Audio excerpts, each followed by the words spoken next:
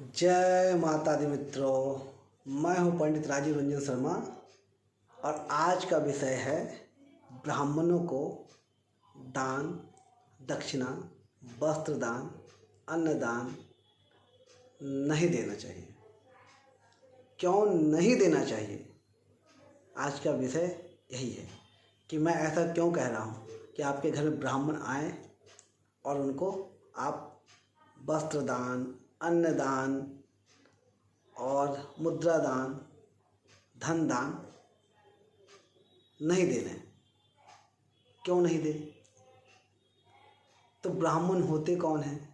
विष्णु का स्वरूप अर्थात भगवान और भक्त के बीच में जो दोनों की कड़ी को जोड़ते हैं, जो दोनों को मिलवाते हैं, वो है ब्राह्मण। ब्राह्मण को गुरु भी कहा गया है।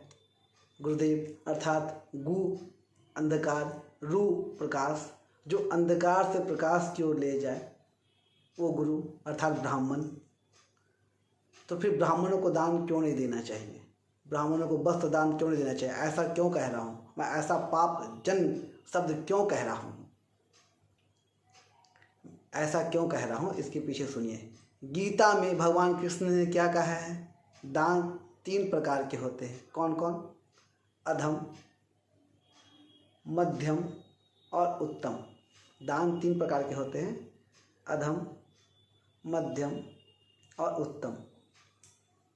अधम दान कौन सा? जो कि किसी व्यसनी, शराबी, व्यसनी का मतलब शराबी हो गया, या कुकृत्य करने वाले को दिया जाए, जिसका कोई पात्र नहीं है, तो ऐसा दान अधम दान कहलाता है। मध्यम दान जो कि किसी से लाभ लेने की इच्छा से, या मैं ये धन दे दूंगा तो लोग देखेंगे और मेरी यश बढ़ जाएगी, ये सोच करके करे, वो दान मध्यम दान कहलाता है। और उत्तम दान में क्या आता है? जिस दान को बिना अहम के और अपना कर्तव्य समझ करके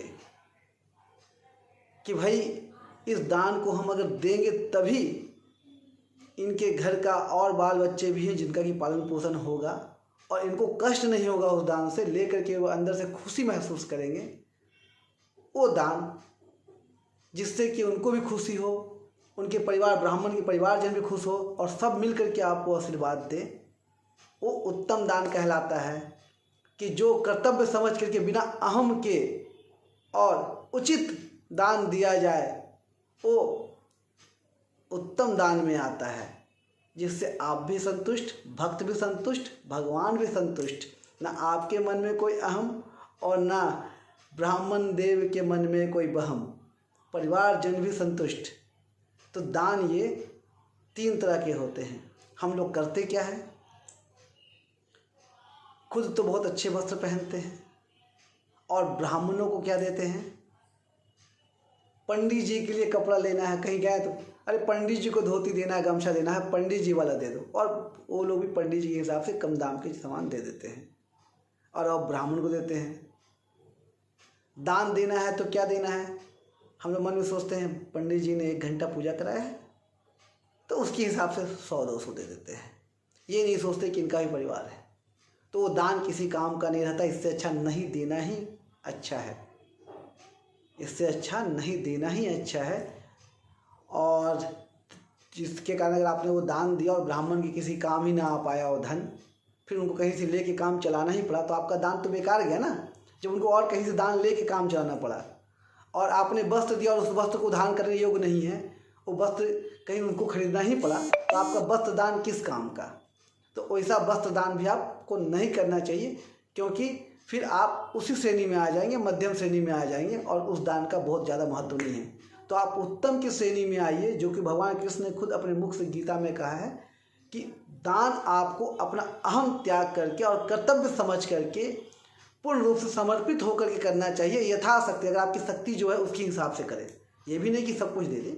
आपकी जो यथाशक्ति है उस शक्ति के हिसाब से दान करें। अपने से सर्वश्रेष्ठ आप जो खाते पहनते होते उससे अच्छा अन्न दान कीजिए, उससे अच्छा वस्त्र दान कीजिए और उससे अच्छा धन दान कीजिए, तो ही आपका वो दान से पुण्य के भागी आप बनेंगे।